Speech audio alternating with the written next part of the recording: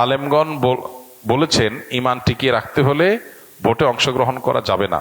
আবার কেউ বলছেন ইসলাম ক্ষমতায় আনতে ভোট দিতে হবে। আমরা সাধারণ পাবলিক কোন দিকে যাব? দেখুন, এই বিষয়ে আমরা বলেছি এর আগে।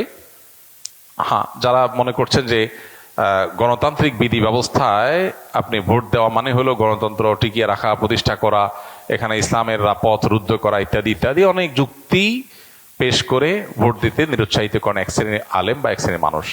আমি বলেছি যে পৃথিবীর সংখ্যাগরিষ্ঠ ওলামা একরাম, সেটা আরব বলেন অনারব বলেন, তারা কিন্তু যেই সমাজ, গণতান্ত্রিক সমাজ বা যে দেশে গণতন্ত্র প্রতিষ্ঠিত আছে, প্রচলিত আছে, সেখানে তুলনামূলক ভালো মানুষ যে দিন, ইসলাম, মুসলিম উম্মাহ এবং দেশের কল্যাণে আসবে, সেই ব্যক্তিকে নির্বাচিত করবার জন্য ভোট দেওয়ার পরামর্শ দেন। এবং শেখ মোহাম্মদ সালেহ আল হুসাইমিন রাহিমাহুল্লাহ সৌদি আরবের, তিনি কিন্তু এই ব্যাপারে বিশেষ গুরুত্ব আরোপ করেছেন। অতএব আমিও মনে করি তাই, যে যেখানে ভোট দেওয়ার মাধ্যমে আমি অন্তত মন্দ ঠেকানোর এবং তুলনামূলক ভালোকে এগিয়ে নেওয়ার চেষ্টা করতে পারবো, সেই সুযোগটা আমার নেওয়া উচিত।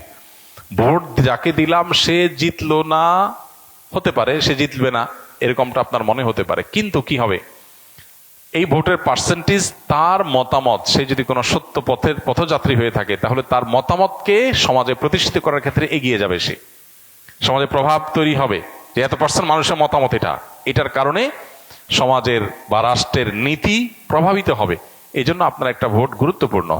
আমি মনে করি যে ভোট দেওয়ার চেষ্টা করা উচিত যদি সুযোগ থাকে।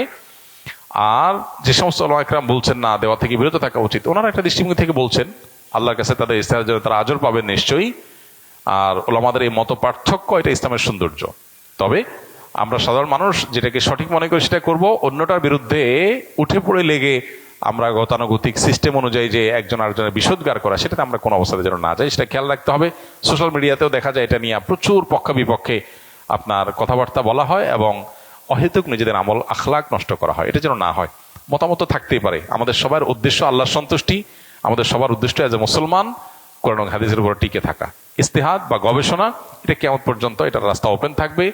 আপনি কোনো মুস্তাহিদের অনুসরণ করছেন তো অন্য মুস্তাহিদকে বা তার অনুসারীদেরকে গালিগালাজ করার অধিকারের মাধ্যমে আপনি পান নাই। এই জিনিসটা আমাদেরকে খেয়াল রাখতে হবে।